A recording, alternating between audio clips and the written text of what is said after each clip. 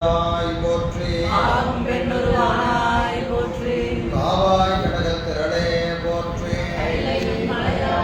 போற்றி போற்றி அருள் தரும் பண்ணார் முடியன்மையுடன் அமர்தனாவுடைய திருவடிகள் போற்றி போற்றி திருச்சிற்றம்பலம்.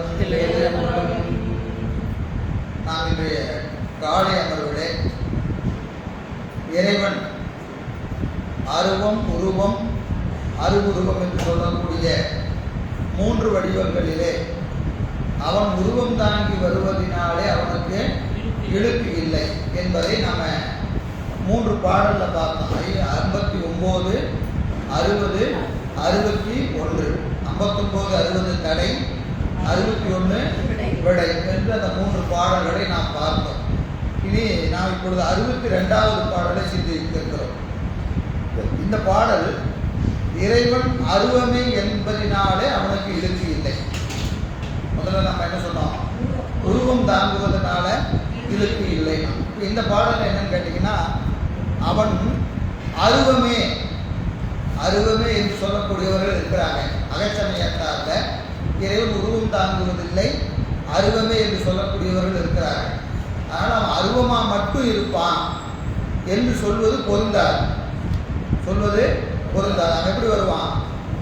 மூணாவும் வருவான். அருவமா வருவான், உருவமா வருவான், அருவுருவமாகவும் வருவான். எனவே அருவமே என்றால் பொருந்தாது. அருவம் என்பது பொருந்தும், எது பொருந்தாது? அருவமே அப்படின்னு சொன்னா பொருந்தாது. ரெண்டுக்கு என்ன வேறுபாடு? அருவமேனா அதை தவிர வேற எதுக்கும் வரமாட்டான் அப்படின்னு சொன்னா அது பொருந்தாது. அவன் அருவமாக வருவான், உருவமாக வருவான், அருவுருவமாகவும் வருவான். இப்போ 62 அவன் அருவமே என்பதை மறுப்பது. பாடல் பாருங்க. சக்தியே வடிவு என்றாலும் தான் பரிணாமமாகும், நித்தமோ அழியும் அத்தால் நின்மலன் அருவே எட்டில் அத்துவா மார்க்கத்து உளான் அலன். இவன் அருமை அத்துவா மார்க்கத்து உளான் அலன். இவன் அருமை தன்னை புத்திதான் உடையை போல இருந்தனை புகழ நீங்கள் புகழ கேள்வி. சக்தியே வடிவு என்றாலும் இறைவனுக்கு வடிவம் மாயை இல்லை, சக்தி தான் என்று நீ சொன்னார் இல்லையா? சொல்றப்போ நம்மை பார்த்து தடை சொல்லக்கூடியவங்க சொல்றாங்க, இறைவனுக்கு மாயைனா வடிவம் கிடையாதுயா, அவனுக்கு சக்தி தான் வடிவம்னு சொன்னார். அதனால என்ன பிரச்சனை வரும் அப்படின்னு அவன் கேள்வி கேட்கிறான். சக்தியே வடிவு என்றாலும் தான் பரிணாமம் ஆகும், நித்தமும் அழியும். வடிவம்னு சொன்னாவே அது என்ன ஆகும்?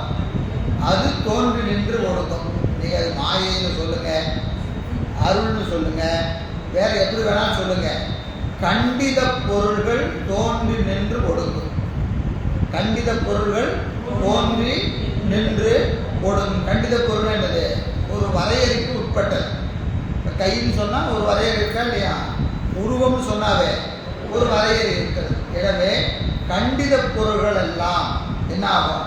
தோன்றி நின்று ஒடுங்கும்.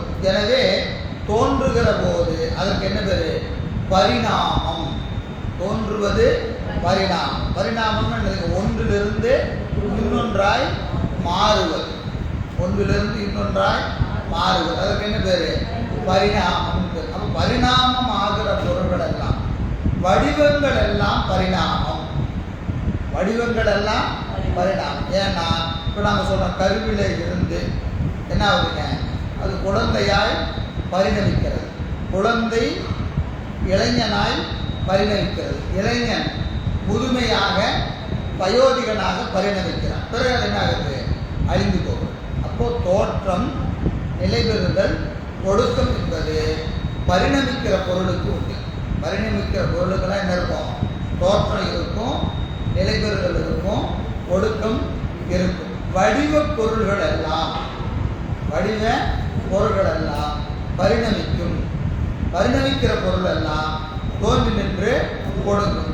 இது என்னதுங்க? லாஜிக். இது ஒரு லாஜிக். அவன் அதுதான் சொல்றான். சக்தியே வடிவுன்னு சொன்னாலும் அது பரிணாமம் ஆகும். அது பரிணாமம் ஆகும். அதனால என்ன ஆகும்? நித்தமோ அழியும். அதனால இறைவன் நித்த பொருள் என்பது பாழ்பட்டு போகும். அது பொருந்தாத கருத்தா போயிடும். அதனால என்ன சொல்லாத, சிவபெருமானுக்கு உருவம் உண்டுன்னு சொல்லாத, உருவம் உண்டுன்னு சொல்லாத. அவன் எப்படி இருப்பான்? அவன் அருவம் தாங்க. அருவம் சொன்னாதான் அப்ப என்ன இல்லை, அருவத்திற்கு பரிணாமம் இல்லை, கண்டிதமாக அது இருக்காது. அதனால அது நித்தமாயிருக்கும். அதனால அது என்னவா இருக்கும்? நித்தமாக இருக்கும். எனவே அத்தாள் அத்தாள் அதனால் எதனால எதனால எதனால வடிவமெல்லாம் தோன்றி நின்று ஒடுங்குகிற பரிணமித்ததும் ஏகதேசமுடைய காரணத்தினாலே நின்மலன் அருவே, நின்மலன் அருவே என்ன. அதனால அனாதிமுத்த சித்துருவாகிய முதல்வன் முதற்கண் கூறப்படும். முதற்கண் என்ன சொல்லியிருக்கிறாரு? அருவம், அருவுருவம், உருவம். மூணு சொல்லும்போது முதல்ல என்ன சொல்றோம்? அருவத்தை சொல்றோம். அதனால முதற்கண் கூறப்படும் அருவ பொருளே பொருளாதன் மாத்திரையே என்றலே அமைவுடைத்து எனின். அப்போ சிவபெருமான அருவம், உருவம், உருவம்னு சொல்லாதீங்க. அவன் உருவம்னு சொன்னா அவன் என்ன ஆயிடுவான்? பரிணாமப்படுவான். பரிணாமப்பட்டா நித்தம் கெடும். அதனால உருவம்னு சொல்லக்கூடாது, அவன் அருவம்னு தான் சொல்லணும். அருவம் தான் சொல்லணும். அப்படி சொல்வதுதான் பொருத்தமுடையது. அப்படி சொல்வதுதான் பொருத்தமுடையது என்று யார் பொருட்கிறாங்க? நம்ம கருத்துக்கு மாறாக. அது யாருன்னு இந்த உரை சொல்லலை, இந்த உரையில சொல்லலை. அப்படி சொல்வாரும் உலர், அப்படி சொல்வாரும் உலர். அப்படி சொன்னா என்ன ஆகும்? இப்போ அதுக்கு விடை சொல்றாரு. அத்துவா மார்க்கத்து உளன் அலன், அத்துவா மார்க்கத்து உளன் அலன். ஆறு அத்துவாவையில் கடந்த பொருளை அவற்றோடு ஒப்ப வைத்து அங்கனம் கூறுதல் பொருந்தாது ஆயினும். இப்போ நீ சொல்லக்கூடிய உருவம், உருவம் என்பது பரிணமிக்கும், பரிணமித்தால் அது என்னது? நித்தங்கெடும் என்று சொல்வதெல்லாம் அத்துவாக்குள்ள அடங்கி இருக்கிற பொருளுக்கு பொருந்தும். அத்துவாக்குள்ள அடங்கி இருக்கிற பொருள். அத்துவா என்பது என்னது? எத்தனை அத்துவா இருக்கு? ஆறு அத்துவா. ஆறு அத்துவா எது? மந்திரம், பதம், வண்ணம், புவனம், தத்துவம், கலை. ஆறு அத்துவா இருக்கு. இந்த ஆறு அத்துவாக்குள்ள அடங்கி இருக்கிற பொருளுக்கு தான் மேல நீ சொன்ன தடை பொருந்தும். மேல என்ன தடை சொன்னா? உருவம்னு சொன்னா பரிணாமப்படும். பரிணாமப்படுத்தா அது நித்தம் கெடும். நித்தம் கெடும் என்று சொல்வது எதற்கு பொருந்தும்? அத்துவா மார்க்கத்துக்கு உள்ளே அடங்கி இருக்கிற பொருளுக்கு பொருந்தும். இப்போ அத்துவா மார்க்கத்துக்குள்ள அடங்கி இருக்கிற பொருள் மாயை என்பது அத்துவா மார்க்கத்துக்குள்ள இருக்கும். உயிர் என்பது அத்துவா மார்க்கத்துக்குள்ள அடங்கி இருக்கும். இதுக்கெல்லாம் இது பொருந்தும். இதுக்கெல்லாம் இது பொருந்தும். சிவபெருமானுக்கு அது பொருந்தார். அவன் யாரு? அத்துவா மார்க்கத்து உளன் அலன். அத்துவா மார்க்கத்தில் அடங்கி இருப்பவன் அல்ல.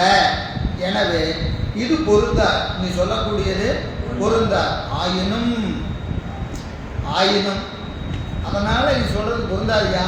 இருந்தாலும் உனக்கு நான் நீ கேட்ட கேள்விக்கு அதுவே பதில். எது பதில்? அவன் ஆறாந்த பெருவழியில் இருக்கிற பரசிவம். அவனுக்கு நீ சொல்லக்கூடிய நித்த அழியும், பரிணமிப்பான் அப்படின்னு சொல்லதெல்லாம் பொருந்தாது. ஆனாலும் நீ கேட்ட கேள்விக்கு நான் உனக்கு தகுந்த மாதிரி பதில் சொல்கிறேன். உண்மையான பதில் எது? இப்போ சொன்னது தான். அத்துவாக்களை கடந்து நிற்பதா அவன் நித்தம் என்பதற்கு கேடு இல்லை. அவன் அருவம் கொள்வதனாலே இழுக்கு இல்லை. ஆனாலும் நீ ஒரு கேள்வி கேட்டுட்ட. நீ எப்படி கேள்வி கேட்டிருக்கிற? ரொம்ப புத்திசாலித்தனமாக ஒரு கேள்வி கேட்டிருக்கிற.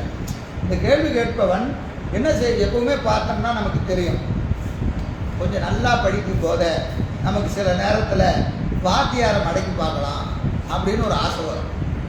வருமா இல்லையா? அது அவர் அன்றைக்கி சொன்னார், இது கேட்போம் அப்படின்னு கேட்போம். அது மாதிரி ஒரு இடம் இது. இது ஆசிரியர் மாணவர் இல்லை. ஆனாலும் கூட நான் உனக்கு சொல்லுகிறேன். நீ எப்படி தெரியுமா கேள்வி கேட்டிருக்கிற? புத்தி தான் உடையை போல புகழ்ந்தடை. ரொம்ப அறிவாளி மாதிரி நீ கேள்வி கேட்குறையா. நீ கேள்வி எப்படி கேட்டிருக்கிற? அறிவாளி மாதிரி அப்படின்னு என்ன அர்த்தம்? நீ கேட்ட கேள்வி அறிவாளிக்கான கேள்வி இல்லை. ஆனால் நீ என்ன நினச்சிக்கிட்ட, நான் எப்படி படிச்சிருக்கேன்னு தெரியுமா, நான் ஒரு கேள்வி கேட்குறேன்னு தெரியுமா அப்படின்னு நினச்சிட்டு நீ கேட்டுக்கொண்டு இருக்கிறாய். புத்தி தான் உலையை போல இருந்தனை. எனவே அவன் யாருங்க? அவன் அருமை தன்னை, யாரு?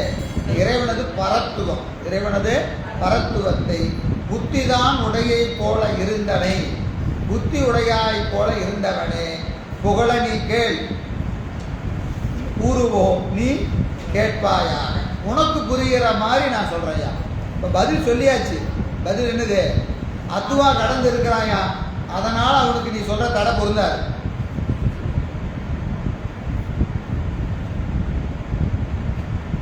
ஆயினும் கூட நான் உனக்காக உன் அறிவுக்கு விளங்குற மாதிரி நான் சிலவற்றை சொல்லுகிறேன் என்று எங்க சொல்றாரு?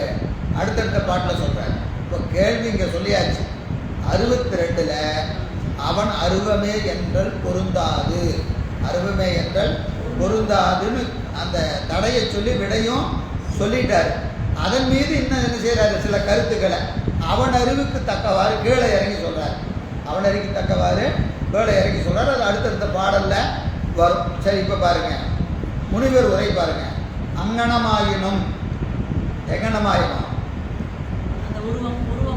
உருவம் உடையான், அவன் உருவம் கொண்டு வருவான் என்று சொன்னாலும் உருவம் எல்லாம் கண்டித பொருளாகளின் பரிணமித்து அழிவு எய்தும். பரிணமித்து உருவம் சொன்னால் தோன்றி நின்று ஒடுங்குங்க, அதனால் அது தோன்றி நின்று ஒடுங்குவதினால அது சிவசக்திக்கு தகாமையால்.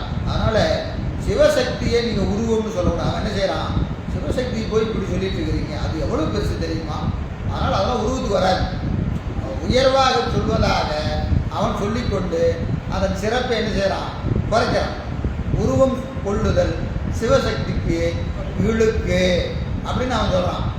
சரியா? அதனால் அது சிவசக்திக்கு தகாமையால் அனாதிமுத்த சித்துருவாகிய முதல்வன் முதற்கண் கூறப்படும் அருவப்பொருளதன் மாத்திரையே என்றே அமைவுடைத்து எனின் அருவம் அருவுருவம் உருவம் என்று சொல்லக்கூடிய மூன்றில் முதல்ல சொல்லக்கூடிய அருவம் தான் அவனுக்கு பொருந்தும், ஏனைய ரெண்டும் பொருந்தார் என்று சொன்னார். 6 அத்துவாவையும் கடந்த பொருளை, 6 அத்துவாவையும் கடந்த பொருளை அவற்றோடு ஒப்ப வைத்து அங்கனம் கூறுதல் பொருந்தாது. யா, நீ ரொம்ப புத்திசாலியாக பேசிகிட்டு இருக்கிற. உனக்கு ஒன்று தெரியுமா? அவன் அருவம்னு சொன்னாலே குற்றம் தான் தெரியுமா? ஏன்? அவன் அத்துவாவை கடந்து இருக்கிறவன். அருவம் என்பது எதில் இருக்கு? அத்துவால் இருக்கு. 6 அத்துவாக்குள்ள அருவம் இருக்கிறது. 6 அத்துவால அருவம் இருக்கு. எங்க இருக்கிறது? சுத்த தத்துவத்தில் முதல் இருக்கிற 2 தத்துவம் அருவ திருமேனி எழுதி போட்டோமா இல்லையா? அதுவே என்னது? கீழதான். அது தடத்தம்னு ஆயிடுச்சு. சொரூப சிவத்துக்கு அருவமே தடத்தம் தான். அருவமே தடத்தம். அவன் கீழே இறங்குவான்னு ஆயிடுச்சு. அப்புறம் எங்க இறங்கினா இல்லையா? அவன் கீழே இறங்குறானா? அது இதுக்கு வரவன் அதுக்கு வர மாட்டானா? எதுக்கு வரான்? சொரூப சிவம் அருவத்திருமேனி தாங்கும் என்று சொன்னால் அவன் உருவத்திருமேனி தாங்குவதில் என்ன இழுக்கு? என்ன இழுக்கு? ஒரு இழுக்கு இல்லையா? எதுக்கு அருவம் கொண்டான்? இப்போ அருவம் கொண்டு வந்ததுக்கு என்ன காரணம்? என்ன காரணம்? கருணை. கருணைன்னு சொல்லிட்டா அப்புறம் அதுக்கு என்ன வரையறை இருக்கு? அருவத்தில் யார் யார் பிடிப்பானா? 10 பேரை தான் பிடிப்பான். உருவத்துக்கு வந்தால் 1,00,000 பேரை பிடிப்பான். ஏன்னா ஆன்மாக்களில் கீழான பக்குவடைய ஆன்மா தான் நிறையா இருக்கு இல்லையா? அப்போ அவன் என்ன செய்யணும்? கீழே இருக்கிற ஆன்மாவை தான் பிடிக்க வரணும். அவன் மேலே இருக்கிற ஆள் எப்படியாவது தெப்பி தெரியுவான். அவனை பிடிக்கிறமோ இல்லையோ கீழே இருக்கிறவனை தான் பிடிக்கணும். எப்பவுமே நம்ம மணிவாசை பெருமான் சொல்லுவது போல சவளையாய் நாயே நம்பி இருப்பேனும். இப்போ சவளை குழந்தையின் மேலே தான் தாய்க்கு அன்பு இருக்கும். அன்பு என்பது யார் மேலே இருக்கும்? சவளை குழந்தை மேலே தான் இருக்கும். அப்போ இறைவன் கருணையோடு கீழே இறங்கி வரானா யாருக்காக வரணும்? நமக்காக தான் வரணும். நம்மெல்லாம் அறிவு இவ்வளோ மோசமாக இருக்குது. நம்ம பிடிச்சி மேலே ஏற்றுனா உருவம் கொண்டு வந்தால் தான் நம்ம பிடிச்சி மேலே ஏற முடியும். அப்போ அருவத்தில் இருந்தால் தான் வருவான் அப்படின்னா அப்போ மற்றவங்களாம் என்ன ஆகிறது? அப்போ அவன் கருணைக்கு இழுக்காயிடுமா இல்லையா? படிக்கிற ஆளை பாஸ் பண்ணுறதா வாத்தியார் வேலை? வாத்தியார் எதுக்கு வரணும்? படிக்காத பையனை படிக்க வச்சு பாஸ் பண்ணுறதா வாத்தியார் வேலை. நல்லா படிக்கிறவனை பாஸ் பண்ண அவனுக்கு வந்தானே வராட்டி என்ன இல்லையா? அப்போ எங்கே வரணும்? படிக்காத பையனை படிக்க வச்சு பாஸ் பண்ண வச்சு அவன் கொண்டு ஒரு உயர்ந்த இடத்துல வைக்கிறது தான் ஆசிரியரது வேலை. அதுபோல் இறைவன் கருணை எங்கே யாருக்கு செய்யணும்? கீழே இருக்கிற உயிருக்குள்ளே செய்யணும். அப்போ அவன் கீழே இறங்கி வருவான்னு சொல்லிட்டா அதில் என்ன வரைகிற அருவமாக வருவான், அதுக்கு கீழே வரமாட்டான் அப்படின்னு சொன்னால் நீ ரொம்ப புத்திசாலித்தனமாக பேசிக்கிட்டு இருக்கிற. புத்திசாலித்தனமாக பேசிக்கொண்டு உனக்கு புரிகிற மாதிரி நான் சொல்லுறேன் என்று பின்னாடி பாடலை சொல்லுகிறார். எனவே அது அங்கனம் கூறுதல் பொருந்தார்.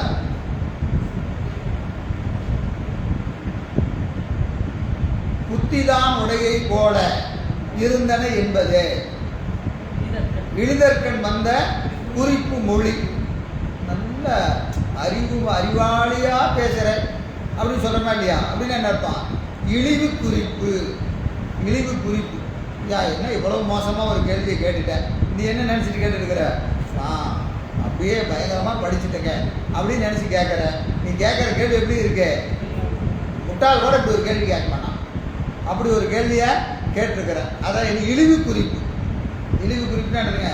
புகழ்வது போல, புகழ்வது போல நிகழ்வது, இகழ்ச்சிக்கண் வந்தது. அன்று என்பது பாடமாயின் அத்துவா மார்க்கத்துளான் என்பது அத்துவா மார்க்கத்துள் ஒன்றாக கருதப்பான் என்று உரைத்தது. அப்போ அத்துவா மார்க்கத்து உலான் அலன், அத்துவா மார்க்கத்து உலான் அலன் என்பது என்னதுங்க? அத்துவாக்களை கடந்திருப்பவன் பெருமான். அத்துவாக்களை கடந்திருப்பவன் பெருமான் என்பது அங்கே பொருள். அன்றி அன்றி என்னதுங்க?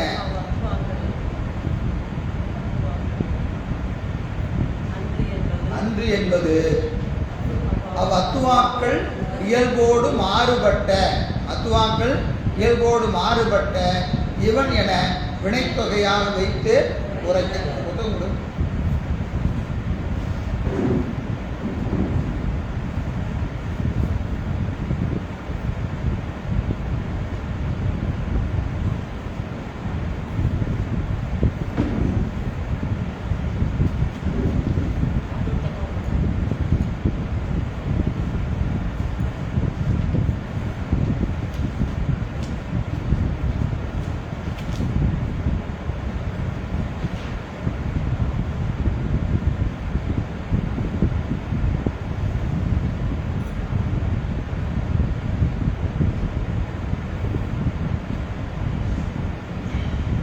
அன்றுதல் அப்பொருட்டாதல். அன்றுதல் என்பது அப்பொருட்டாதல். அன்றினார் புறமெரித்தார்க்கு என்று தேவாரம். அன்றினார் புறம், அன்றினார் என்பதற்கு அப்பொருட்டு. அப்பொருட்டு அன்று என்பது எங்க இருக்குங்க? பாட்டில் அன்றுதல் பாட்டில் எங்க இருக்கு?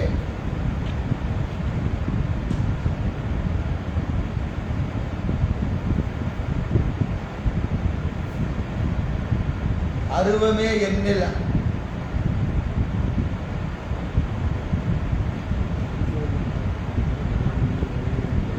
அன்றுதல் என்பது எங்க இருக்கு? பாட்டில் நேரடியா இல்லை, நேரடியா இல்லை. அத்தால் என்பதுதான் அன்று, அன்றுதல் என்று பொருள் செய்கிறார். சரி. அற்றேல் முதல்வன் அருவமே எண்ணில். அற்றேல் முதல்வன் அருவமே எண்ணில் அத்துவாக்களில் ஒருவனாய் முடியும் என்றால் யாங்கனம் எனில். அவன் அருவம்னு சொன்னான். அது என்னது? அத்துவால ஒன்று தான். ஏன்னா அது என்னது? சக்தி சிவம், சிவதத்துவம் சக்தி தத்துவம் என்னதுங்க? அருவம். அப்போ அருவம்னு சொன்னாவே அது என்னதுக்குள்ள அடிக்கிறது? அத்துவாக்குள்ள அடிக்கிறது. அருவம் சொன்னாவே அப்போ அருவமா வரவன் என்னவா வரமாட்டான்? அருவமா வர்றதுக்கு என்ன தடைக்கு? ஏழை இறங்குறது முடிவாயிட்டா இறங்கி வர வேண்டியதானே. அதனால அது அற்றேல் முதல்வன் அருவமே எண்ணில் அத்துவாக்களில் ஒருவனாய் முடியும் என்றால் யாங்கனம் எண்ணில். அவன் நம்ம பார்த்து கேட்குறான், என்னது அருவம் சொன்னால் அது எப்படிங்க அத்துவாக்குள்ளே வரும்? அருவம் சொன்னால் அத்துவாக்குள்ளே எப்படி வரும்?